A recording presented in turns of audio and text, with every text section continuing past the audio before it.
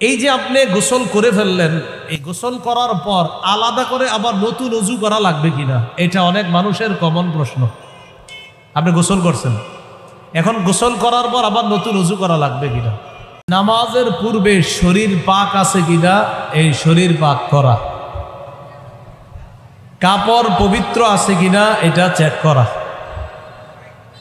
নামাজের জায়গা পবিত্র কিনা এটা ঠিক মতো খোঁজ খবর নেওয়া, সতর ঢেকে নামাজে আসা, ক্যাবলামুখী হয়ে নামাজ পড়া, অক্তমত নামাজ পড়তে হবে, নামাজের নিয়ত করা, মানে হলো নামাজের এই পূর্ববর্তী শর্তগুলার প্রতি গুরুত্ব দেওয়া। পূর্ববর্তী শর্তের মধ্যে একটা হলো অপবিত্র থাকলে পবিত্রতা অর্জন করা। অপবিত্রতা থেকে পবিত্রতা অর্জন, এটা দ্বারা আবার দুটি উদ্দেশ্য মৌলিকভাবে। এক নম্বর, ওযু না থাকলে ওযু করা। দুই নম্বর, গোসল যদি ফরজ হয় গোসল করা। ওযু না থাকলে ওযু করার দলিল সূরা মাইদার 6 নম্বর আয়াতে আল্লাহ তাআলা বলেন, ইয়া আইয়ুহাল্লাযীনা আমানু ইযা কুমতুম ইলাস সালাহ ফাগসিলু ওয়ুজুহাকুম ওয়া আইদিয়াকুম ইলাল মারাফিকি ওয়ামসাহু বিরুউসিকুম ওয়া আরজুলাকুম ইলাল কাবাইন। আল্লাহ তাআলা বলেন, হে ঈমানদারগণ, যখন তোমরা নামাজের ইচ্ছা করো তোমাদের চেহারাগুলা ধৌত করো, হাত ধৌত করো, মাথা মাসেহ করো, পাগুলা টাকনু পর্যন্ত ধৌত করো। বলেন তো ওযুর ফরজ কয়টা? 4টা। এই আয়াতে ওযুর 4 ফরজের কথা আলোচনা হয়ে গেছে। চেহারা ধৌত করা, হাত ধৌত করা, মাথা মাসেহ করা, পাগুলা টাকনু পর্যন্ত ধৌত করা। সহিহ বুখারীর বর্ণনা 6954 নম্বর হাদিস। হাদিসের বর্ণনাকারী আবু হুরায়রা রাদিয়াল্লাহু তাআলা আনহু তিনি বলেন, রাসূলুল্লাহ সাল্লাল্লাহু আলাইহি সাল্লাম ইরশাদ করেছেন, লা ইয়াকবালুল্লাহু সালাতা আহাদিকুম ইযা আহদাসা হাত্তা ইয়াতাওয়াদ্দা। রাসূলুল্লাহ সাল্লাল্লাহু আলাইহি সাল্লাম বলেন, আল্লাহ তাআলা ততক্ষণ তোমাদের কোনো ব্যক্তির নামাজ কবুল করবেন না যতক্ষণ ওই ব্যক্তির ওযু না থাকলে, সে যতক্ষণ ওযু না করবে ততক্ষণ তার নামাজ আল্লাহ তাআলা কবুল করবেন না। ওযু করার সময় অনেকে বলে কথা বলা যাবে কিনা, কি বলা যাবে কিনা? কথা। ওযু করার সময় প্রয়োজনীয় কথা বলার অবকাশ আছে, প্রয়োজনীয় কথা বলা যেতে পারে। যেমন আপনি ওযু করতে করতে কলের পানি শেষের দিকে, এখন মোটর ছাড়া প্রয়োজন, আপনি যদি বলেন মোটর ছাড়াও, আমার ওযুর পা ধোয়া বাকি আছে এখনো, এটা প্রয়োজন, এটা বলা কোনো সমস্যা না। সহিহ বুখারীর 206 নম্বর হাদিস থেকে বোঝা যায় প্রয়োজনীয় কথা ওযুর সময় বলা জায়েজ আছে। সহিহ বুখারীর বর্ণনা 206 নম্বর হাদিস। হাদিসের বর্ণনাকারী মুগীরা রাদিয়াল্লাহু তাআলা আন তিনি বলেন, কুনতু মা'আন নবী সাল্লাল্লাহু আলাইহি ওয়াসাল্লাম ফি সাফারিন। আমি রাসূলুল্লাহ সাল্লাল্লাহু আলাইহি সাল্লামের সাথে এক সফরে ছিলাম। রাসূলুল্লাহ সাল্লাল্লাহু আলাইহি সাল্লাম ওযু করছিলেন। ওযু করার সময় ফাআহওয়াইতু লিআনজিআ খুফাই, আমি নবীজির পা মোবারক থেকে মৌজা জোড়া খোলার জন্য ইচ্ছা করলাম। নবীর 2 পায়ে মৌজা ছিল, তো আমি মৌজা খোলার ইচ্ছা করলাম। রাসূলুল্লাহ সাল্লাল্লাহু আলাইহি সাল্লাম মুগীরা রাদিয়াল্লাহু তাআলা আনহুকে বললেন, দাহুমা, মৌজা খোলার প্রয়োজন নাই, ছেড়ে দাও, মৌজা থাক। এটা বলার পর মাসাহা আলাইহিমা, নবীজি সাল্লাল্লাহু আলাইহি সাল্লাম মৌজার উপরই মাসাহ করলেন। নবীজি বললেন, দাহুমা, মৌজা খোলার প্রয়োজন নাই। ফাইন্নী আদখালতুহুমা তাহিরাতাইন, আমি এই মৌজা 2টা পবিত্র অবস্থায় পরিধান করেছি। আর সফরের সময় মৌজার মাসালা পবিত্র অবস্থায় পরিধান করার পর নির্দিষ্ট একটা সময় আছে, ওই সময়ের মধ্যে আবার যদি অপবিত্র না হয় তাহলে আপনার ওই মৌজার উপরে আপনার কি হবে, মাসাহ করা যাবে। যদি মৌজা আবার না খোলে, নির্দিষ্ট একটা সময় আছে, ওই সময়ের মধ্যে যদি মৌজা না খোলা হয় তাহলে এটার উপরে নির্দিষ্ট সময় পরিমাণ অজু করার সময় ওটার উপরে মাসাহ করলেই, পা ধুইলে যেই আদায় হয়ে যাবে, পা না ধুয়ে মাসাহ করলেও ওই পা ধোয়ার কাজ হয়ে যাবে মৌজা। এটা শীতকালে সাধারণত প্রয়োজন হয়। এটা মুকিমের জন্য, যারা সফরে না তাদের জন্য একটা পরিমাণ আছে, আর যারা সফরে থাকবে তাদের জন্য আলাদা একটা পরিমাণ আছে। তো যাই হোক, ওটা আলোচ্য বিষয় না। বিষয় হলো নবীজির পায়ের মৌজা দুইটা খুলতে চাইলেন, তো নবী মুখ দিয়া কথা বললেন, দা হুমা, হইল না, ছেড়ে দাও। তাহলে অজুর সময় নবী কি বললেন? হ্যাঁ বলেন, কি বললেন? এই যে প্রয়োজনীয় কথা বলা জায়েজ আছে। নবীজি বললেন, দা হুমা, ছেড়ে দাও, হইল না। ফাইন্নি আদখালতুহুমা তাহিরাতাইন, আমি পবিত্র অবস্থায় মৌজা পরিধান করেছি। মাসাহা আলাইহিমা, নবী মৌজার উপর মাসাহ করলেন। হাদিস থেকে বোঝা গেল অজুর সময় প্রয়োজনে কথা বলার অবকাশ আছে। মনে আসেনি নামাজের পূর্ববর্তী শর্ত, অজু না থাকলে কি করা? অজু করা। গোসল ফরজ হলে গোসল করে নেওয়া। সূরা মাইদার 6 নম্বর আয়াতের পরের অংশে আল্লাহ বলেন, ওয়া ইন কুনতুম জুনুবান ফাত্তাহহারু, যদি তোমরা জুনুবি হও, অপবিত্র হও, তাহলে তোমরা ভালোভাবে পবিত্রতা অর্জন করে নাও। গোসলের সময় খেয়াল রাখা, ভালোভাবে কুলি করা, নাকে পানি দেওয়া, নাকের ভিতরের নরম স্থান পর্যন্ত পানি পৌঁছানোর চেষ্টা করা, এরপর সমস্ত শরীরে পানি প্রবাহিত করা। এইভাবে সুন্দর নিয়ম কানুন পালন করার পর গোসল করে নেওয়া। এরপরে আমরা সাধারণত আগে হাতগুলো ধুই, ধোয়ার পর এরপর আমরা সুন্দরভাবে গোসল করি। এটা একটা নিয়ম কানুন আছে। এই যে আপনি গোসল করে ফেললেন, এই গোসল করার পর আলাদা করে আবার নতুন অজু করা লাগবে কিনা, এটা অনেক মানুষের কমন প্রশ্ন। আপনি গোসল করছেন, এখন গোসল করার পর আবার নতুন অজু করা লাগবে কিনা? নাসাইর বর্ণনা 52 নম্বর হাদিস। এই হাদিসের বর্ণনাকারী আম্মা জান আয়েশা সিদ্দিকা রাদিয়াল্লাহু তাআলা আনহা বলেন, কানান নবী সাল্লাল্লাহু আলাইহি ওয়াসাল্লাম লা ইয়াতাওয়াদ্দাউ বা'দাল গুসলি, রাসূলুল্লাহ সাল্লাল্লাহু আলাইহি সাল্লাম ভালোভাবে গোসল করার পর আবার নতুন করে ওযু করতেন না। নবীজি ভালোভাবে গোসল করার পর নতুন করে আর কি করতেন না? ওযু করতেন না। তাহলে এখান থেকে মাসালা শিখলাম, গোসলের নিয়ম কানুনগুলা ভালোভাবে পালন করে গোসল করে ফেললে ওযুর মাসালা আদায় হয়ে যায়, আবার নতুন করে গোসলের পরে ওযু করার প্রয়োজন নেই। এই হলো আপনার নামাজের পূর্ববর্তী শর্ত, ওযু করা, গোসল করা। কাপড় পাক।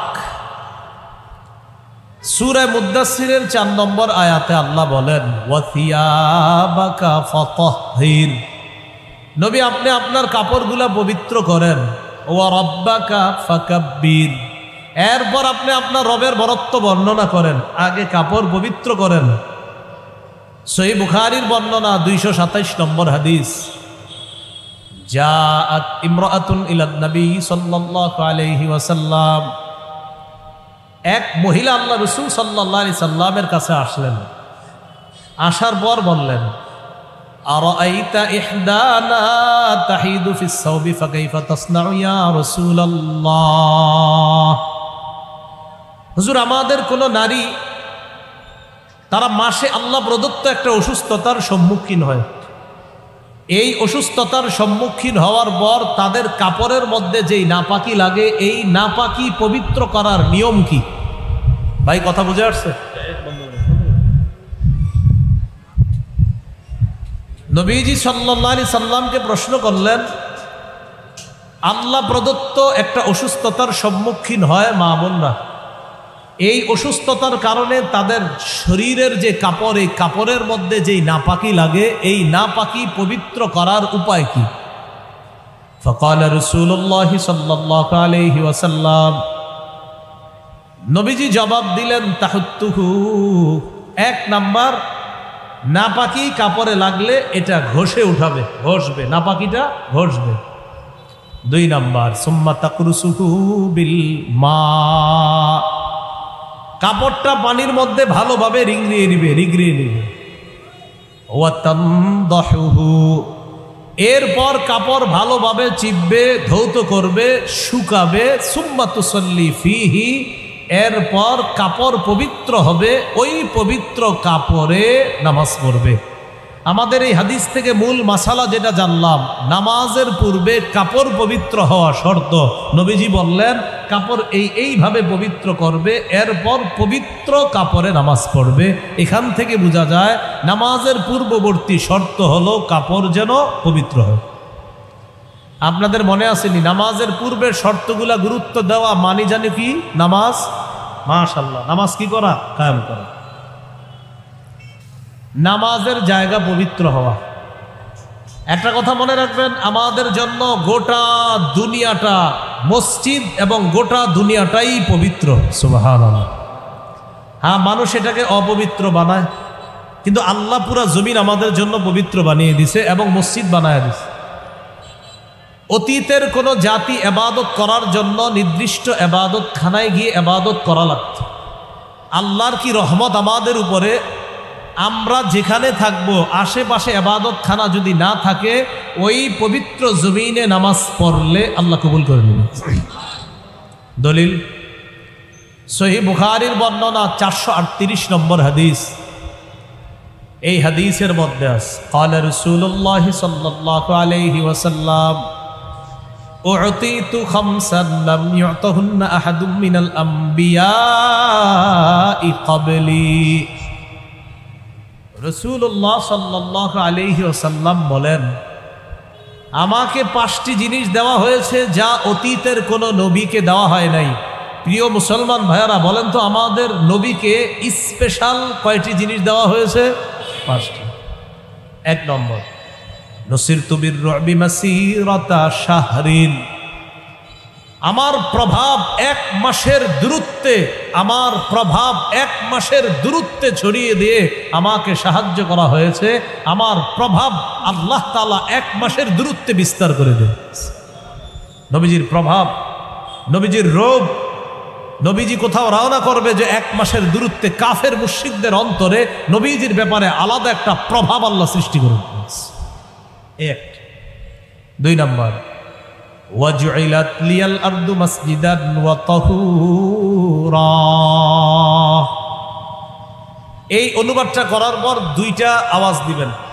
প্রথমে সুবহানাল্লাহ পড়বেন, এরপরে পড়বেন আলহামদুলিল্লাহ। ঠিক আছে? অনুবাদটা করি, 2টাই পড়বেন, সুবহানাল্লাহ পড়বেন, আলহামদুলিল্লাহ পড়বেন।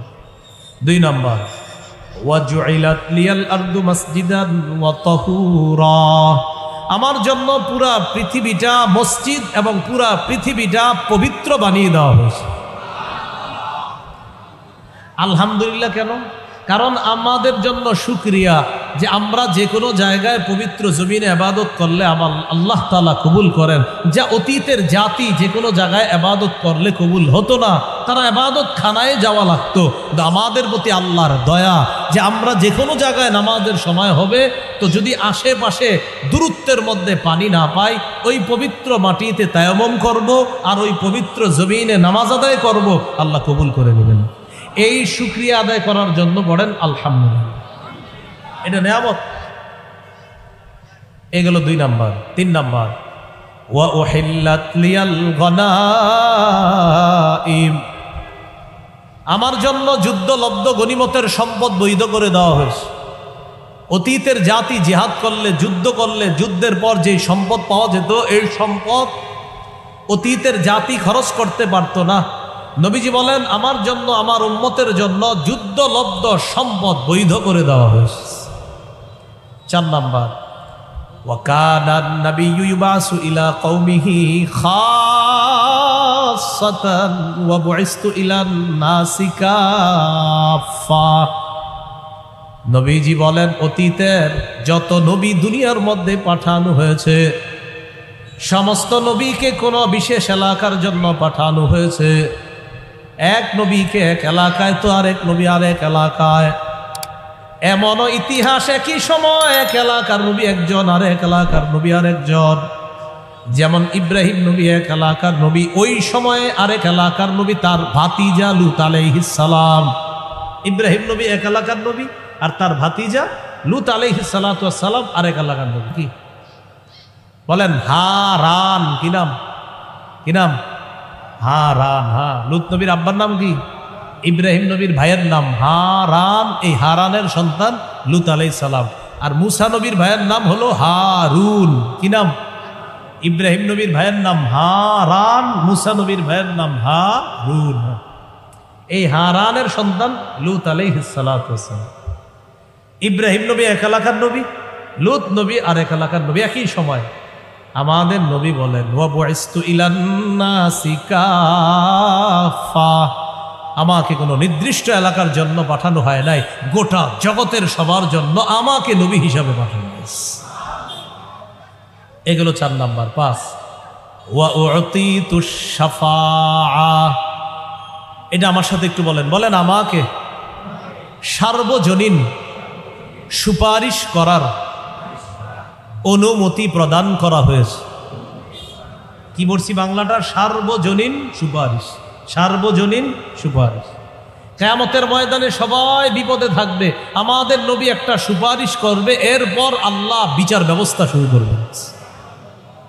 তিরমিজির বর্ণনা, قال رسول الله صلى الله عليه وسلم أتاني آت من ربي وخيرني بين أن يدخل نصف أمتي الجنة وبين الشفاعة।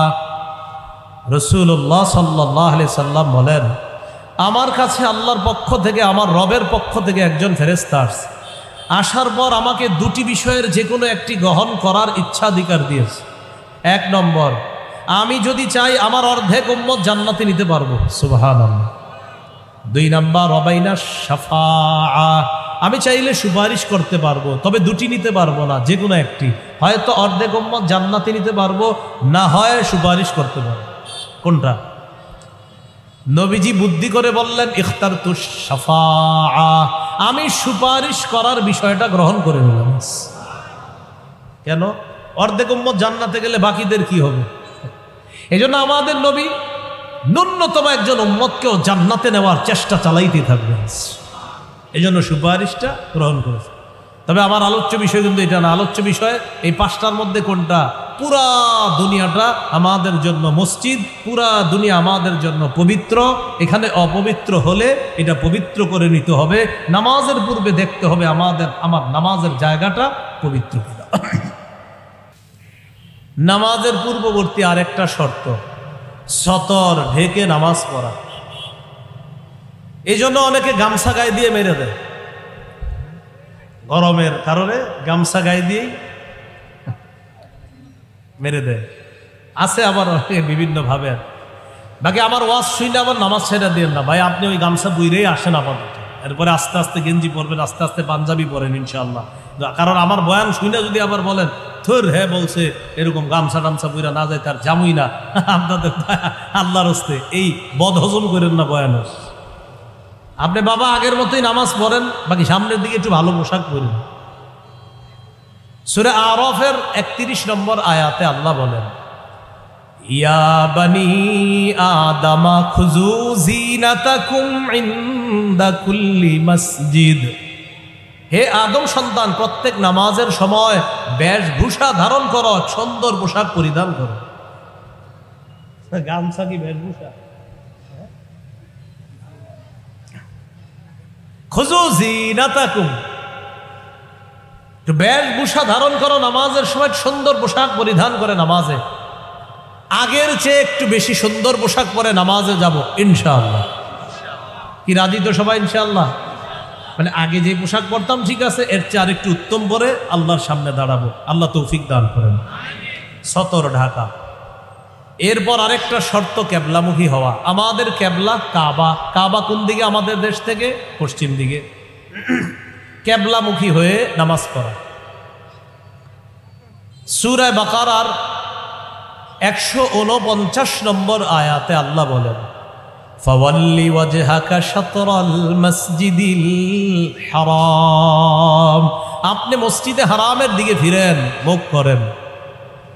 17-18 মাস নবীজি বাইতুল মুকাদ্দাসের দিকে নামাজ পড়ছে, বারবার আসমানের দিকে তাকায়, মনের ইচ্ছা হলো আল্লাহ তাআলা যদি কিবলাটা আবার কাবার দিকে করে দিতেন, এটা নবীর মনের চাওয়া। আল্লাহ তাআলা আয়াত নাজিল করে দিলেন, কদ নারা তাকাল্লুবা ওয়াজহিকা ফিস সামা, নবী আপনি বারবার মাথা আকাশের দিকে উঠান, আমি কিন্তু আল্লাহ বিষয়টা দেখি। সুবহানাল্লাহ, আপনি যে কেন বারবার মাথা উঠান আমি আল্লাহ কিন্তু জানি। ফালানুওয়াল্লিয়ান্নাকা কিবলাতান তারদাহা, আপনি যেটাকে কিবলা চাইতেছেন, যেই কাবাকে আপনি কিবলা হিসাবে চাইতেছেন হাবিব, অতি শীঘ্রই অবশ্যই অবশ্যই আপনার চাওয়া অনুযায়ী আমি আবার কাবাকেই কিবলা বানাই। 4 রাকাতওয়ালা নামাজের 2 রাকাত পড়ে ফেলছে বাইতুল মুকাদ্দাসের দিকে ফিরে। কয় রাকাতওয়ালা নামাজ? 2 রাকাত পড়ে ফেলছে। ইতিমধ্যে হুকুম আইসা গেছে, জিবরিল আমিন আইসা বলে দিলেন, হাবিব চেহারা কাবার দিকে ঘুরান। এই জন্য এটাকে বলা হয় মসজিদুল কিবলাতাইন, 2 কিবলার মসজিদ, মানে এক নামাজ 2 কিবলার দিকে ফিরে পড়ছে। 2 রাকাত বাইতুল মুকাদ্দাসের দিকে আর বাকিটা কাবার দিকে ফিরে। এই হলো কিবলামুখী হওয়া। নামাজের পূর্বের আরেকটা শর্ত অক্তমতো নামাজ পড়া। এটা একটু বলেন আমার সাথে সবাই, কি নামাজ পড়া? আবার সবাই আবার নামাজ পড়া। সূরা নিসার 103 নম্বর আয়াতে আল্লাহ বলেন, ইন্নাস সালাতা কানাত আলাল মুমিনিনা কিতাবাম মাওকুতা, নিশ্চয়ই নামাজ মুমিনের উপর সময় মতো ফরজ। নিশ্চয়ই নামাজ মুমিনদের উপর সময় মতো ফরজ। সহিহ বুখারীর বর্ণনা 527 নম্বর হাদিস। আন আব্দুল্লাহ ইবনে মাসউদ রাদিয়াল্লাহু তাআলা আনহু قال سألت رسول الله صلى الله عليه وسلم أي العمل أحب إلى الله, নবীকে প্রশ্ন করলাম, ইয়া রাসূলুল্লাহ, আল্লাহ তাআলার কাছে সবচেয়ে পছন্দের আমল কোনটি? নবীজির কাছে জানতে চাইলাম আল্লাহর কাছে সবচেয়ে পছন্দের আমল কোনটি? নবী জবাব দিলেন, আসসালাতু আলা ওয়াক্তিহা, সময় মতো নামাজ পড়া। এবার আমি প্রশ্ন করব, আপনারা জবাব দিবেন। বলেন, আল্লাহর কাছে সবচেয়ে পছন্দের আমল কোনটি? আবার আল্লাহর কাছে সবচেয়ে পছন্দের আমল কোনটি? ক্বালা সুম্মা আইয়ুন ইয়া রাসূলুল্লাহ, প্রশ্ন করা হলো, হুজুর এরপর সবচেয়ে পছন্দের আমল কোনটি? নবী বললেন, বিররুল ওয়ালিদাইন, পিতামাতার আনুগত্য করা, পিতামাতার সেবা করা। ক্বালা সুম্মা আইয়ুন ইয়া রাসূলুল্লাহ, এরপর সবচেয়ে পছন্দের আমল কোনটি? নবীজি বললেন, আল জিহাদু ফি সাবিলিল্লাহ, আল্লাহর রাস্তায় জিহাদ করা। আল্লাহর রাস্তায় কি করা? নিয়ত আসেনি সবার? কার কার আছে? আল্লাহ তৌফিক দান করেন। রাসূলুল্লাহ সাল্লাল্লাহু আলাইহি সাল্লাম বলেন, আলাইকুম বিল জিহাদ ফি সাবিলিল্লাহ ফাইন্নাহু বাবুম মিন আবওয়াবিল জান্নাহ, তোমরা জিহাদ করো আল্লাহর রাস্তায়। জিহাদ আল্লাহর জান্নাতের দরজা সমূহের একটা দরজা হলো জিহাদ। যাই হোক, আলোচ্য বিষয়ে চলে আসি আমরা। বলেন, আল্লাহর কাছে সবচেয়ে পছন্দের আমল কোনটি? একজন শুধু নামাজ পড়া বলছে না, পুরাটা বলবেন। আল্লাহর কাছে সবচেয়ে পছন্দের আমল কোনটি? হ্যাঁ, পুরা। আর আপনারা যদি কোন শুধু নামাজ পড়া, আর আগামীকাল ফজর পড়বেন 10টায়, এই জন্য কি করতে হবে? সময় মতো যদি কোন নামাজ পড়া, তো হে 11টায় ফজর পড়ে বলবে পড়ছি তো। সময় মতো নামাজ পড়ো। আপনি বাংলাদেশ থেকে প্লেনে উঠলেন, কথার কথা মাগরিব পরে, কোন নামাজ পড়ে? মাগরিব পরে প্লেনে ওঠার পর কোন দিকে যাবেন? কথার কথা সৌদি আরব রওনা করলেন। তো বাংলাদেশ থেকে সৌদি আরব কোন দিকে? পশ্চিম দিকে। আপনি একটু দূরে যাওয়ার পর দেখবেন সূর্য এখনো ডুবে নাই, অথচ বাংলাদেশে মাগরিব পরে ফেলছেন। এই কথাটা ভালো করে বুঝেন। বাংলাদেশে মাগরিব পরে প্লেনে উঠছেন, অথবা প্লেনে বসে আছেন, মাগরিবের সময় হয়ে গেছে, আপনি মাগরিব পড়ে ফেলছেন প্লেনে, ইতিমধ্যে প্লেন উইঠা পশ্চিম দিকে রওনা করছে, একটু পর দেখেন সূর্য ডুবে নাই, এক্ষেত্রে কি করবেন? সূর্য ডুবে নাই মানে কি? তার মানে ওই এলাকায় এখনো মাগরিব হয় নাই। আপনার আর নতুন করে মাগরিব পড়া লাগবে না, একবারেই নামাজ ফরজ, ওই আপনার ফরজিয়ত আদায় হয়ে গিয়েছে। কথাটা কি মনে থাকবে? হ্যাঁ, আমি সাধারণত সচরাচর মানে আমি তো এমনি প্রশ্নের উত্তর পারি না, দেও না, কিন্তু এটা ওই প্রেক্ষাপটে আইসা গেছে, এই জন্য বলে দিলাম।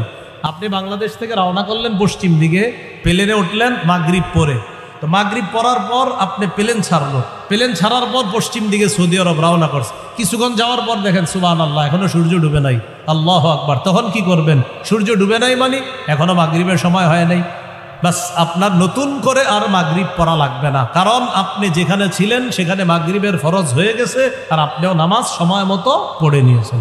এই জন্য সময় মতো নামাজ পড়ার প্রেক্ষিতে কথাটা আসছে, তাই বলে দিলাম। সময় মতো নামাজ পড়বেননি সবাই ইনশাআল্লাহ। একটি হাদিস শোনাই, শোনানোর পর আপনারা ডিসিশন নেবেন আসলে নামাজের প্রতি কতটা গুরুত্ব দেওয়া দরকার। সহিহ বুখারীর 687 নম্বর হাদিস। হাদিসের বর্ণনাকারী আম্মাজান আয়েশা সিদ্দিকা রাদিয়াল্লাহু তাআলা আনহা, তিনি বলেন, সাকুলান নবী সাল্লাল্লাহু আলাইহি ওয়াসাল্লাম, রাসূলুল্লাহ সাল্লাল্লাহু আলাইহি সাল্লাম প্রচন্ড অসুস্থ হয়ে গেলেন। সাহাবায়ে কেরাম মসজিদে অপেক্ষায় আছে, ইমাম সাহেব আসবে, আমরা নামাজ পড়ব। ইমাম সাহেবকে মুহাম্মদুর রাসূলুল্লাহ সাল্লাল্লাহু আলাইহি সাল্লাম এশার নামাজের অপেক্ষা আছে। আলহামদুলিল্লাহ একটু আগে আমরা কোন নামাজ পড়ছি? এশা। সাহাবীরা এশার অপেক্ষায়, নবী আসতেছে না মসজিদে। মসজিদ দূরেও না, পর্দাটা সরাইলেই মসজিদ, ঘর থেকে পর্দা সরাবে মসজিদ। নবীজি ঘরের সদস্যদেরকে জিজ্ঞাসা করলেন, আসল্লান নাস, আচ্ছা সাহাবীরা কি নামাজ পড়ছে? ঘরের সদস্যগণ জবাব দিলেন, লা ইয়া রাসূলুল্লাহ হুম ইয়ান্তাজিরুনা লাক, তারা নামাজ পড়ে নাই, তারা আপনার অপেক্ষায় আছে। নবীজি বললেন, দুউলি মাআন ফিল মিখদাব, পানি দাও, পাত্রের মধ্যে পানি দাও, আমি গোসল করব। ফাফআলনা ফাগতাসালা, আমরা পানি দিলাম, নবী গোসল করলেন। ওয়া যাহাবা লিয়ানুআ, আল্লাহ নবী গোসল করার পর মসজিদে রওনা করলেন। মসজিদ কিন্তু দূরে না, পর্দা সরাইলেই মসজিদ। যেই মাত্র নামাজে যাওয়ার জন্য রওনা করলেন, ফাউগমিয়া আলাইহি, আল্লাহ নবী বেহুশ হয়ে গেলেন, প্রচন্ড অসুস্থ, বেহুশ হয়ে গেছে। সুম্মা আফাকা, হুশ ফিরে আসছে। হুশ ফিরে আসার পর আল্লাহ নবী প্রশ্ন করলেন, আসল্লান নাস, সাহাবীরা নামাজ পড়ছে কিনা? ঘরের সদস্যগণ জবাব দিলেন, লা ইয়া রাসূলুল্লাহ হুম ইয়ান্তাজিরুনা লাক, তারা নামাজ পড়ে নাই, তারা আপনার অপেক্ষা আছে। নবীজি আবার বললেন, দুউলি মাআন, পানি আনো। আবার আমার শরীর ধৌত করতে হবে, দুর্বলতা কাটাতে হবে, বেহুশি ভাব দূর করতে হবে, পানি আনো। আবার আমরা পানি দিলাম। ফাগতাসালা, আবার শরীর মুবারক তিনি ধৌত করলেন। ওয়া যাহাবা লিয়ানুআ, আবার মসজিদে যাওয়ার জন্য উদ্যত হলেন, রওনা করলেন। ফাউগমিয়া আলাইহি, আবার বেহুশ হয়ে গেলেন। কয়বার বেহুশ, কয়বার হলেন? সুম্মা আফাকা, সুম্মা লিতারাহি, সুম্মা আফাকা, অনেকক্ষণ পর নবীজির হুশ ফিরে আসছে। হুশ ফিরে আসার পর উসুলু শাসির ছাত্ররা আসেনি? আচ্ছা, সরহুমিয়াতে আমেলের ছাত্ররা কই আছে? আচ্ছা, সুম্মালিত তারাহি ফালিত তাকিব, যাই হোক, সুম্মা আফাকা, রাসূল সাল্লাল্লাহু আলাইহি সাল্লামের হুশ ফিরে আসছে। কিছুক্ষণ পর, যতটুকু সময় গেছে, এরপর হুশ ফিরে আসার পর আবার জিজ্ঞাসা করলেন, আসল্লান নাস, সাহাবীরা নামাজ পড়ছে?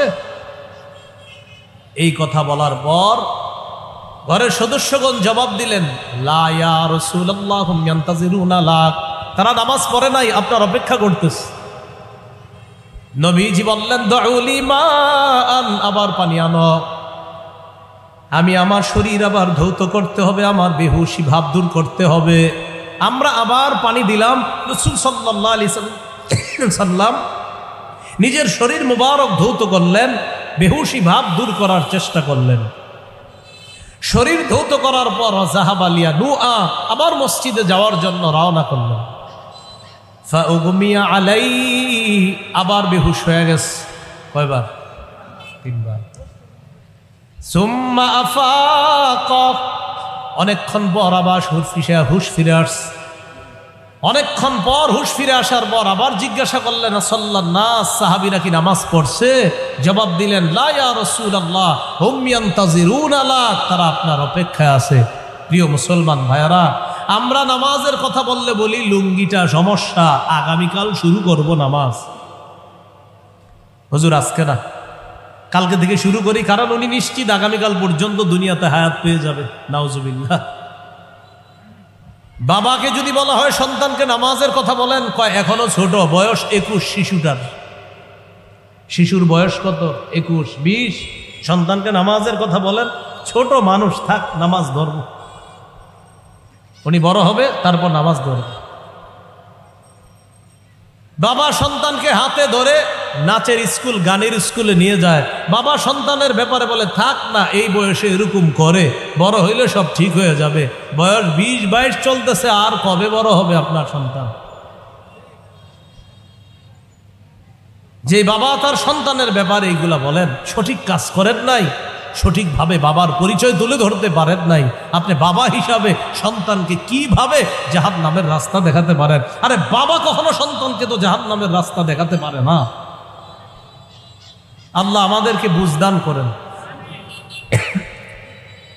রাসূলুল্লাহ সাল্লাল্লাহু আলাইহি সাল্লাম 3 বার বেহুশ হওয়ার পর সুম্মা ফাক, অনেকক্ষণ পর হুশ ফিরে আসছে। জিজ্ঞাসা করলেন, নামাজ পড়ছে? কয় না, পড়ে নাই। নবীজি বললেন, আমার পক্ষে আসলে আমার যাওয়া সম্ভব হচ্ছে না। আবু বকরের কাছে লোক পাঠাও, আবু বকরকে বলো ফাল্যুসাল্লি বিন নাস, সাহাবীদেরকে নামাজ পড়ায় দিতে। আমি এখানেই পড়ে ফেলতে হবে নামাজ। ফাতাহুর রাসূল, আবু বকর সিদ্দিক রাদিয়াল্লাহু তাআলা আনহুর কাছে রাসূল আসছেন। এই রাসূল দ্বারা এখানে অর্থ হলো সংবাদদাতা, দূত আসছে। রাসূল মানে এখানে সংবাদদাতা আসছে। আসার পর বললেন, ইন্না রাসূলুল্লাহি সাল্লাল্লাহু আলাইহি সাল্লাম ইয়ামুরুকা আন তুসাল্লিয়া বিন নাস। আবু বকর, রাসূল সাল্লাল্লাহু আলাইহি সাল্লাম আপনাকে বলেছেন মানুষকে নামাজ পড়ায়া দিতে। আবু বকর সিদ্দিক বললেন, ওয়াকানা আবু বকরিন রাজুলান রাকীকান, তিনি ছিলেন নরম মানুষ। হযরত ওমরকে বললেন, ওমর সাল্লি বিন নাস, মেহেরবানি করে আপনি নামাজটা পড়ায়া দেন। হযরত ওমর ফারুক বললেন, আমি পারবো না। আনতা আহাক্কু বিযালিকা, আপনি বেশি যোগ্য, নবীজির পরে আপনিই বেশি যোগ্য, আপনি নামাজ পড়েন। এই হাদিস থেকে ইশারা, আল্লাহ রাসূল ইন্তেকালের পরে খলিফা আবু বকর হবে। সুবহানাল্লাহ। কারণ আল্লাহ নবী তার অনুপস্থিতিতে ইমামতি করার জন্য কাকে বলতেছে? আবু বকর সিদ্দিককে। এখান থেকে বোঝা যায় নবীজির পরে খলিফা হবেন, এই ব্যাপারে নবীর ইশারা আছে। কোন সাহাবী খলিফা হবে নবীর পরে? আবু বকর সিদ্দিক রাদিয়াল্লাহু তাআলা। তো নবীজি সাল্লাল্লাহু আলাইহি সাল্লাম এইভাবে অসুস্থ অবস্থায় ঘরে আসে। কয়েকদিন আবু বকর সিদ্দিক রাদিয়াল্লাহু তাআলা ইমামতি করলেন, নামাজ পড়াইলেন। একদিন জোহরের সময় নবীজির শরীরটা একটু হালকা লাগছে। ওয়াজাদা মিন নাফসিহি খিফাতান, শরীরটা একটু হালকা অনুভূত হওয়ার পর দুইজনের কাঁধে ভর করে মসজিদে গেলেন। সুবহানাল্লাহ। এই দুইজনের একজন ছিলেন আব্বাস রাদিয়াল্লাহু তাআলা। আম্মাজান আয়েশা সিদ্দিকা হাদিসে বলছেন, দুইজনের একজন আহাদুহুমা আল আব্বাস, একজন হলেন হযরত আব্বাস রাদিয়াল্লাহু তাআলা। দুইজনের কাঁধে ভর করে মসজিদে গেলেন। মসজিদে যাওয়ার পর আবু বকর সিদ্দিক যখন টের পেলেন যে আল্লাহর নবী মসজিদে আসছে, তিনি ইমামতির জায়গা থেকে পিছনে আসতে চাইলেন। ওস্তাদ তার শিষ্যকে, নবী তার শ্রেষ্ঠ সাহাবীকে ইশারার মাধ্যমে ইঙ্গিত করে বললেন, আবু বকর ওখানেই থাকো। দুইজনের কাঁধে ভর করে মসজিদে ঢুকে বললেন, আজলাসানি ইলা জামবিহি, আবু বকরের পাশে আমাকে বসায়া দাও। যাই হোক, হাদিস দ্বারা উদ্দেশ্য হলো, বলেন তো রাসূল সাল্লাল্লাহু আলাইহি সাল্লাম নামাজ পড়ার জন্য পেরেশান হয়ে কয়বার বেহুশ হলেন? 3 বার। নামাজের টেনশনে জীবনে কে কয়বার বেহুশ হয়েছেন? নামাজ কাজা হয়ে গেছে বা পড়তে দেরি হয়েছে, বেহুশ হয়ে গেছে টেনশনে যে আমার এরকম হয়ে গেছে। আল্লাহ আমাদেরকে বোঝার তৌফিক দান করেন। সময় মতো নামাজ পড়বো তো ইনশাআল্লাহ। নাসাইর বর্ণনা 3939 নম্বর হাদিস। এই হাদিসের মধ্যে আছে ক্বালা রাসূলুল্লাহ সাল্লাল্লাহু আলাইহি ওয়াসাল্লাম হুব্বিবা ইলাইয়া মিনাদ দুনিয়া আন-নিসা ওয়াত-তিবু ওয়া জুইলাত কুররাতু আইনি ফিস সালাহ। নবীজি সাল্লাল্লাহু আলাইহি সাল্লাম বলেন, তিনটি জিনিস আমার কাছে প্রিয় করে দেওয়া হয়েছে। আমাদের নবীর কাছে তিনটি জিনিস প্রিয় করে দেওয়া হয়েছে, পছন্দনীয় করে দেওয়া হয়েছে। কয়টি জিনিস? তিন। এক নাম্বার আন-নিসা, মা জাতি। মা জাতি নবীর কাছে অনেক প্রিয়, মা জাতিকে নবী খুব ভালোবাসতেন। দুই নাম্বার ওয়াত-তিবু, সুগন্ধি, আতর, সুগন্ধি নবীর কাছে প্রিয় করে দেওয়া হয়েছে। তিন নাম্বার ওয়াজুইলাত কুররাতু আইনি ফিস সালাহ, নামাজের মধ্যে আমার চোখের শীতলতা, নামাজ পড়লেই আমার চোখ শীতল হয়ে যায়, এই নামাজ আমার কাছে সবচেয়ে প্রিয় করে দেওয়া হয়েছে। এই জন্য আমাদেরও উচিত নামাজ যেন আমাদের কাছে প্রিয় হয়ে যায়। আল্লাহ আমাদেরকে এইভাবে নামাজি হওয়ার তৌফিক দান করেন। আবু দাউদের বর্ণনা 3836 নম্বর হাদিস, আবার 4836 নম্বর হাদিসের মধ্যে আছে কামা রাসূলুল্লাহ সাল্লাল্লাহু আলাইহি ওয়াসাল্লাম ইলাস সালাহ, নবী নামাজের মধ্যে দাঁড়াইলেন। নামাজ পড়তে পড়তে হাত্তা তাওয়াররামা কদামা, আল্লাহ নবীর পা ফুলে গেল। নামাজ পড়তে পড়তে পা ফুলে গেছে। ক্বিলা লাহু ক্বাদ গফারাল্লাহু লাকা মা তাকদ্দামা মিন যামবিকা ওয়া মা তাআখার। নবীকে বলা হলো, ইয়া রাসূলুল্লাহ, আপনার আগেও কোনো গুনাহ নাই, পরেও কোনো গুনাহ নাই, আপনি এত লম্বা সময় নামাজ কেন পড়েন? আপনার পা ফুলিয়ে ফেলছেন কেন নামাজ পড়তে পড়তে? আপনার তো কোনো গুনাহ নাই। নবী জবাব দিলেন, আফালা আকুনু আবদান শাকুরা, আমি কি আল্লাহর শুকর গুজার বান্দা হব না? আমি কি আল্লাহর শুকর গুজার বান্দা হব না? যে আল্লাহ আমাকে এত বড় মর্যাদা দান করছেন, আমি কি ওই আল্লাহ তাআলার শুকর গুজার বান্দা হব না? আমি আল্লাহর শুকরিয়া আদায় করার জন্য লম্বা সময় নামাজের মধ্যে দাঁড়াই। একটা হাদিস শোনায় আপনাদেরকে, হাদিসটা একটু মজারও, আবার এই হাদিসটা গবেষণা করারও। সহিহ বুখারীর 1135 নম্বর হাদিস। রাসূল সাল্লাল্লাহু আলাইহি সাল্লামের এক সাহাবী নবীজির সাথে নফল নামাজে দাঁড়াইছে, রাতের বেলা। কোন নামাজে? নফল, তাহাজ্জুদে দাঁড়াইছে। সাহাবী বলেন, নামাজ পড়তে পড়তে আমার এমন অবস্থা হয়েছে, লাকাদ হামামতু আমরা সাউইন, আমি একটা অন্য ধরনের চিন্তা করে ফেলছি, অন্য চিন্তা, নবীজির সাথে নামাজ পড়তে দাঁড়ায়া। তো সাহাবীরা প্রশ্ন করছে তাকে, আচ্ছা তুমি কি চিন্তা করছো বলো তো? কয়, আমি নিয়ত করছিলাম নামাজ ছাইরা দিয়ে বসে যাই। কয়, কেন? আল্লাহু আকবার, নবীজি এত সময় তাহাজ্জুদে দাঁড়ায় রইছে, আমি সহ্য করতে পারতেছিলাম না, তাই মন চাইছিল নামাজ ছাইরা আমি বসে যাই। একটু ভাবেন, আল্লাহর পর যিনি শ্রেষ্ঠ, এই হলো তার নামাজের অবস্থা। ভাই নামাজ পড়বেন তো ইনশাআল্লাহ? সহিহ মুসলিমের 82 নম্বর হাদিস, রাসূলুল্লাহ সাল্লাল্লাহু আলাইহি সাল্লাম বলেন, ইন্না বাইনাল মুসলিমি ওয়া বাইনাশ শিরকি ওয়াল কুফরি, আরেক বর্ণনায় বাইনার রাজুলিল মুসলিমি ওয়া শিরকি ওয়াল কুফরি, মুসলমানের মাঝে শিরিক এবং কুফুরের মাঝে পার্থক্য হলো তারকাস সালাহ, নামাজ ছেড়ে দেওয়া। বলেন আমার সাথে সবাই, বলেন মুসলমান নামাজ ছাড়তে পারে না, মুশরিক নামাজ পড়তে পারে না। মুশরিক কি করতে? আমি এক অংশ, বাকি অংশ আপনারা। মুসলমান নামাজ, মুশরিক নামাজ।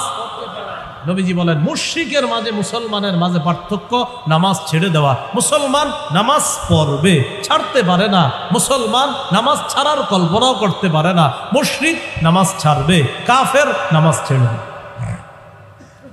ওয়াজ কি মনে আছে আপনাদের? নামাজ কায়েম করা দ্বারা মৌলিক কয়টা উদ্দেশ্য? এক নাম্বার, পূর্ববর্তী শর্তগুলোর প্রতি কি করা? গুরুত্ব দেওয়া। এই জাতীয় শর্তের মধ্যে আমরা একটা শর্ত নিয়ে আলোচনা করতেছিলাম, অক্তমত নামাজ পড়া। এরপর নামাজের নিয়ত করা। আজকেও এশার নামাজে পড়তে আসছেন, বাস এটাই নিয়ত করে ফেলছেন যে আমি মসজিদে এশা পড়তে যাইতেছি, এটাই নিয়ত। আলাদা মুখ দিয়ে বলার কোনো প্রয়োজন নাই। নিয়ত আলাদা মুখ দিয়ে বলতে হবে না। সহিহ বুখারীর 1 নম্বর হাদিস, রাসূলুল্লাহ সাল্লাল্লাহু আলাইহি সাল্লাম বলেন, ইন্নামাল আমালু বিন্নিয়াত, আমলের প্রতিদান নির্ভর করে নিয়তের সাথে, আমলের প্রতিদান নির্ভর করে নিয়তের সাথে। আল্লাহ বিশুদ্ধ নিয়তের সাথে নামাজ পড়ার তৌফিক দান করেন। নামাজ কায়েম করা দ্বারা দ্বিতীয় উদ্দেশ্য কারো মনে আছে? আল মুহাফাজাতু আলা রুকুই ওয়াস সুজুদ, রুকু সেজদাগুলা যথাযথভাবে আদায় করলাম কিনা এই বিষয়ে গুরুত্ব দেওয়া। সহিহ বুখারীর বর্ণনা 757 নম্বর হাদিস, দাখালা রাসূলুল্লাহ সাল্লাল্লাহু আলাইহি ওয়াসাল্লাম আল মসজিদা, নবীজি সাল্লাল্লাহু আলাইহি সাল্লাম মসজিদে আসলেন। মসজিদে আসার পর ওয়া দাখালা রাজুলুন, আরেক ব্যক্তি মসজিদে প্রবেশ করলেন। মসজিদে প্রবেশ করার পর ওই ব্যক্তি নামাজ পড়লেন। নবীজি তার নামাজটা দেখতেছে। আল্লাহ নবী মসজিদে আসছে, এক ব্যক্তি মসজিদে ঢুকে নামাজ পড়তেছে, নবীজি তার নামাজ দেখলেন। নামাজের সালাম ফিরানোর পর ওই ব্যক্তি আল্লাহ নবীর কাছে এসে ফাসাল্লামা আলা নবী সাল্লাল্লাহু আলাইহি ওয়াসাল্লাম, রাসূল সাল্লাল্লাহু আলাইহি সাল্লামকে একটা সালাম দিলেন। ফারাদ্দা আলাইহি, আল্লাহ নবী সালামের জবাব নিলেন। সালামের জবাব দেওয়ার পর নবীজি বললেন ইরজি ফাসাল্লি ফাইন্নাকা লাম তুসাল্লি, যাও তুমি পুনরায় নামাজ পড়ো, কেননা তুমি নামাজ পড়োনি। তুমি যাও নামাজ পড়ো, তুমি নামাজ পড়োনি। তিনি আবার গেলেন, ফারাজা ইউসাল্লি কামা সাল্লা, তিনি পুনরায় নামাজ পড়লেন। নামাজ পড়ার পর আবার নবীজির কাছে আসলেন, সালাম দিলেন। সালাম দেওয়ার পর নবী সালামের জবাব দিয়ে বললেন ইরজি ফাসাল্লি ফাইন্নাকা লাম তুসাল্লি, তুমি আবার ফিরে যাও, আবার নামাজ পড়ো, তুমি নামাজ পড়ো নাই। কয়বার হলো? দুইবার। ফারাজা ইউসাল্লি কামা সাল্লা, আবার নামাজ পড়লেন আগের মতোই। নামাজ পড়ার পর আবার আল্লাহ নবীর কাছে আসলেন। আসার পর বললেন, সালাম দেওয়ার পর আল্লাহ নবী সালামের জবাব দিয়ে বললেন ইরজি ফাসাল্লি ফাইন্নাকা লাম তুসাল্লি, তুমি যাও আবার নামাজ পড়ো, কারণ তুমি নামাজ পড়ো নাই। এই কথা বলার পর রাসূলুল্লাহ সাল্লাল্লাহু আলাইহি ওয়াসাল্লামের ওই সাহাবী তাকে বললেন, মা উহসিনু গায়রাহু ফাআল্লিমনি ইয়া রাসূলুল্লাহ, হুজুর আমি এর চাইতে ভালো নামাজ পড়তে জানি না, আপনি আমাকে নামাজ পড়া শিখিয়ে দেন। এই কথা বলার পর রাসূলুল্লাহ সাল্লাল্লাহু আলাইহি সাল্লাম তাকে বললেন, একটু মন দেন এই জায়গাটা, এই জায়গাটাতে মূল আলোচনা। ইদা কুমতা ইলাস সালাহ ফাকাব্বির, যখন তুমি নামাজে দাঁড়াবা তখন তুমি তাকবীর বলবা, তাকবীর বলে হাত বাঁধবা, আল্লাহু আকবার বলে হাত বাঁধবা, সানা পড়বা, ফাতিহা পড়বা, এরপর সুম্মা ক্রা মা তায়াসসারা মাআকা মিনাল কুরআন, কোরআনের যেখান থেকে সহজ সেখান থেকে তেলাওয়াত করবা। তো আপনি সূরা ফাতিহা পড়ার পর যেটা পারেন এটা পড়বেন। পড়ার পর সুম্মা রকা, এরপর তুমি রুকু করবা, হাত্তা তাতমাইন্না রাকিআ, ধীরস্থির ভাবে রুকু করবা। আমরা অনেকে রুকু করি, দেখেন যাই আর উঠি। নবীজি বলেছেন তিলকা সালাতুল মুনাফিকিন, তিলকা সালাতুল মুনাফিকিন, তিলকা সালাতুল মুনাফিকিন, এটা মুনাফিকের নামাজ, এটা মুনাফিকের নামাজ, এটা মুনাফিকের নামাজ। রুকুতে কমপক্ষে ধীরস্থির ভাবে 3 বার পড়বেন সুবহানা রাব্বিয়াল আযীম, সুবহানা রাব্বিয়াল আযীম, সুবহানা রাব্বিয়াল আযীম। পাশে দাঁড়াইলে দেখবেন অনেক মুসল্লির আওয়াজ পাওয়া যায়, মানে কি এ সুসু সুসু কি বললেন এটা? আপনি যে এইভাবে বললেন মানে সুবহানার একবার যে পড়ার পর আরেকবার শুরু করছেন, এটা আমরা বুঝতেছি আপনার আওয়াজে। এর মানে আপনি বুলেটের গতিতে একবার সুবহানা রাব্বিয়াল আযীমটা পড়ছেন, এই যে মানে 3 বার শেষ, 3 সু সু মানে 3 বার সুবহানা রাব্বিয়াল আযীম শেষ হলো না। এটা নবীজি বলেন হাত্তা তাতমাইন্না রাকিআ, ধীরস্থির ভাবে রুকু করবা। সুম্মা রফা, এরপর মাথা উঠাবা। মাথা উঠানোর সময় আবার কি করে, একদল ঝুঁকা থাকে, মাথা পুরাপুরি উঠায় না। বুঝা ইমাম সাহেব আপনি তাড়াতাড়ি সিজদায় যান না কেন? নবীজি বলেন হাত্তা তা'তাদিলা কাইমা, তুমি সোজা হয়ে দাঁড়াবা। ইমাম সাহেব পড়বে সামি আল্লাহু লিমান হামিদা, আপনি পড়বেন রব্বানা লাকাল হামদ, অথবা রব্বানা ওয়ালাকাল হামদ, অথবা আল্লাহুম্মা রব্বানা ওয়ালাকাল হামদু হামদান কাসীরান তাইয়িবান মুবারাকান ফীহ। সময় পাওয়া গেলে এই দোয়াটা পড়ে নেওয়া।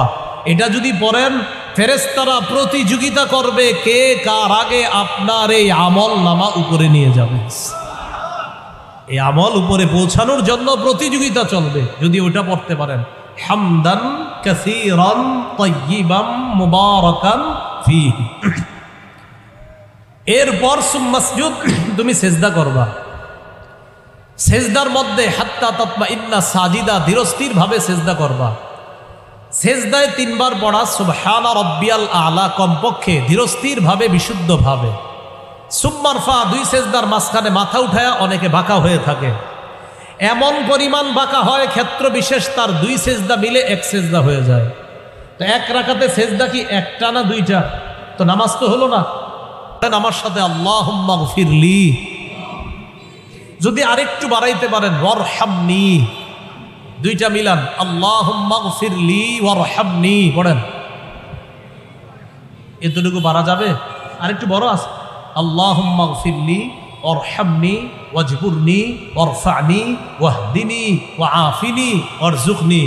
আপনি বাবা এতটুকু দরকার নাই, আপনি শুধু প্রথম 2টাই ঠিক রাখেন, আল্লাহুম্মা গফিরলি ওয়ারহামনি। এটা পড়ার পর এরপর দ্বিতীয় সিজদায় যাবেন, ধীরস্থিরভাবে সিজদা করবেন। নবীজি সাহাবীকে বললেন, এই হলো তোমার 1 রাকাত। সুবহানাল্লাহ। এইভাবে তুমি বাকি রাকাতগুলো পড়লে এটা হবে তোমার সালাত, এটা হবে তোমার নামাজ। এই নামাজ আল্লাহ তাআলার কাছে যাবে, এটা আল্লাহ কবুল করবেন। কথাগুলা কি মনে থাকবে ইনশাআল্লাহ? তাহলে রুকু সিজদা সুন্দরভাবে করা, ধীরস্থিরভাবে করা, আল্লাহ তৌফিক দান করেন। 7 অঙ্গের উপর সিজদা দেওয়া। বলেন কয় অঙ্গে সিজদা দেওয়া? সহিহ বুখারীর 809, সহিহ বুখারীর 812 নম্বর হাদিস। এই 2 হাদিসের মধ্যে আছে, উমিরান নবী সাল্লাল্লাহু আলাইহি ওয়াসাল্লাম আইয়াসজুদা আলা 7 আ'যা। রাসূলুল্লাহ সাল্লাল্লাহু আলাইহি সাল্লামকে 7 অঙ্গের উপর সিজদা করার হুকুম করা হয়েছে। 1 নাম্বার আলাল জাবাহা, কপালের উপর। কপাল দ্বারা আমার নবী ইশারা করে বলছেন ওয়া আশারা বিয়াদিহি আলা আনফিহি। এটা আবার বুখারীর 812 নম্বরে আছে। নাকের দিকে ইঙ্গিত করে বললেন কপাল নাক, এই 2টা মিলায় একটা, কপাল নাক, এই হলো একটা অঙ্গ। ওয়াল ইয়াদাইন, 2 হাত। তাহলে 1 অঙ্গ আর 2 হাত, 2 অঙ্গ কত হলো? 3। ওয়ার রুকবাতাইন, 2 হাঁটুর উপর 5। ওয়া আতরাফি কদামাই, 2 পায়ের আঙ্গুলির উপর। এই হলো 7 অঙ্গের উপর সিজদা দেওয়া। এগুলা করা মানিও নামাজ কায়েম করা। নামাজ কায়েম দ্বারা আরেকটা উদ্দেশ্য, 3 নাম্বার, খুশু খুজুর সাথে নামাজ পড়া। ছোটবেলা থেকে শুনতে শুনতে বড় হয়েছি খুশু খুজুর সাথে নামাজ পড়া। খুশু কাকে বলা হয় একটু যদি বলেন তাহলে সারা জীবন মনে থাকবে। বলেন, খুশুর সম্পর্ক কলবের সাথে, খুজুর সম্পর্ক অঙ্গ প্রত্যঙ্গের সাথে। তাহলে আমি বলবো, আপনারাও বলবেন। বলেন তো, খুশুর সম্পর্ক, খুজুর সম্পর্ক। এবার বলেন, কলব এবং অঙ্গ উভয়টা আল্লাহমুখী করে নামাজ পড়লে এই নামাজকে খুশু খুজুওয়ালা নামাজ বলে। এখন দেখেন, আল্লাহু আকবার, নামাজে দাঁড়াইলাম, অঙ্গ প্রত্যঙ্গ আল্লাহমুখী করলাম, কলবে আছে আমার 5ম দোকানটা আজকে ব্যবসা কেমন হইল, এটা কলবে। তাহলে খুশু হলো না, কারণ কলবে তো আল্লাহ নাই, আছে দোকান। তাহলে খুশু হলো না, খুজু হলো। অঙ্গ প্রত্যঙ্গ আল্লাহমুখী করলে খুজু হলো, কিন্তু কলব তো আপনার আল্লাহমুখী নাই, তাহলে খুশু হলো না। কলব আল্লাহর মুখী রাখতে হবে, এটা হবে খুশু। অঙ্গ প্রত্যঙ্গ আল্লাহমুখী রাখা, এটার নাম খুজু। 2টা মিলায় নামাজ পড়লে এটাকে বলে খুশু খুজুর নামাজ। এবার আমার সাথে একটু বলেন, বলেন নামাজ অনেক বড়, তবে খুশু খুজুওয়ালা মুমিনের কাছে একদম সহজ। মানে নামাজ কাবীরা, বড়, অনেকের কাছে কঠিন, কিন্তু খুশু খুজুওয়ালা ইমানদারের কাছে একদম সহজ। তবে নামাজের সময় ইমানদার পড়তে চায় না, না ভাল লাগে না, মানে কঠিন কঠিন লাগতেছে। আল্লাহ তাআলা বলেন, খুশু খুজুওয়ালা মুমিন যারা, তাদের কাছে নামাজ কোনো কঠিন না, তাদের কাছে নামাজ সহজ। সূরা বাকারার 45 নম্বর আয়াতে আল্লাহ বলেন, ওয়াস্তাঈনু বিস-সাবরি ওয়াস-সালাহ ওয়া ইন্নাহা লাকাবীরাতুন ইল্লা আলাল খাশিঈন। ধৈর্যের সাথে, সবরের সাথে, নামাজের মাধ্যমে, সবরের মাধ্যমে তোমরা সাহায্য প্রার্থনা করো। নামাজ কঠিন, নামাজ বড়, তবে তাদের কাছে নামাজ কঠিন না। আলাল খাশিঈন, যারা খুশু খুজুওয়ালা ইমানদার, তাদের কাছে নামাজ সহজ। আল্লাহ আমাদেরকে এমন খুশু খুজুওয়ালা মুমিন হওয়ার তৌফিক দান করে। 4 নাম্বার, নামাজ প্রতিষ্ঠিত করা মানে পরিবারের লোকগুলারে নামাজের হুকুম করা। সূরা তাহা 132 নম্বর আয়াতে আল্লাহ বলেন, ওয়া'মুর আহলাকা বিস-সালাহ ওয়াসতাবির আলাইহা। নবী, আপনি পরিবারকে নামাজের হুকুম করেন এবং আপনি নিজেও এটার উপর অটল থাকেন। পরিবারের প্রতিটি সদস্যকে নামাজের হুকুম করা, এর মানেও নামাজ কায়েম করা। 5 নাম্বার, সমাজে রাষ্ট্রে নামাজ প্রতিষ্ঠিত করা।